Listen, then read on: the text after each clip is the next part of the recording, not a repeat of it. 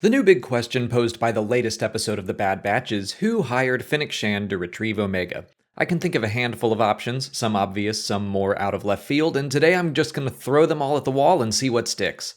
The obvious choice is the Kaminoans. Nala Se and Lama Su are talking about how they need to get one specific member of the Bad Batch back to Kamino. How do you do that? Hire a trained bounty hunter. Problem solved.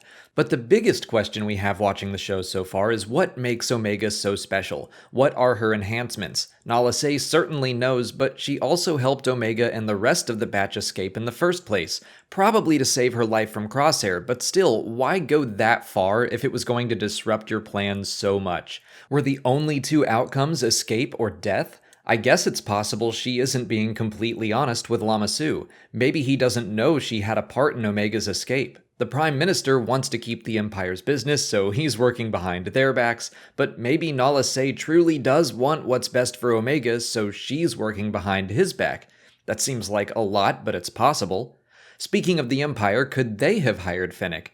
Right now, I'm under the impression that Omega is basically unknown to them. Tarkin didn't suspect her of being an enhanced clone in the premiere episode, he assumed Echo was the fifth, maybe Crosshair spilled the beans off screen. At any rate, there are some things I like about the idea of Shand working with the Empire. In The Mandalorian, she says she's wanted by the Imperial Security Bureau. Why is that? Maybe they hired her to capture a young girl, but Fennec eventually decides not to go through with it. She did seem to take kindly to Omega in the episode. I like that we might see her wind up on the Empire's bad side, but it doesn't have to be related to this. It could be something completely different.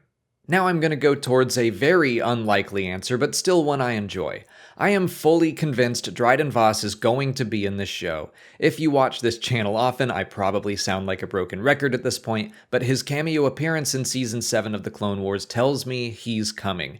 Just like Caleb and Depa Billaba, a lot of time and effort goes into creating each of these assets, and I don't think all those resources would be poured into a few seconds of screen time in one episode. Although they seemingly did that for General Grievous, so I could be way off base. But I'm gonna stand my ground on this. I say Dryden Voss will be in Season 1. Maybe the Kaminoans are a red herring. They're the obvious choice, it's a great misdirect, but maybe he or Maul or someone within Crimson Dawn has caught word of this special child and they see their own uses for her. I do hope the answer is something unexpected, just because the Kaminoans seem so obviously to be the truth, but I won't be upset if that's the case, because it just makes sense. And I definitely want to learn more about Nala Se and her relationship with Omega. Kaminoans aren't exactly known for having compassion towards their clones, so it would be cool to see her struggle with letting Omega go free or fulfilling some supposed duty to her people at Omega's expense. But what do all of you think? Are there possibilities I didn't bring up? Let me know in the comments. If you haven't already, please like this video, subscribe to the channel to keep up with all our Bad Batch coverage, follow us on Twitch, Twitter, Instagram, and Facebook, and consider checking out our Patreon page. As always, thanks for watching, and may the Force be with you.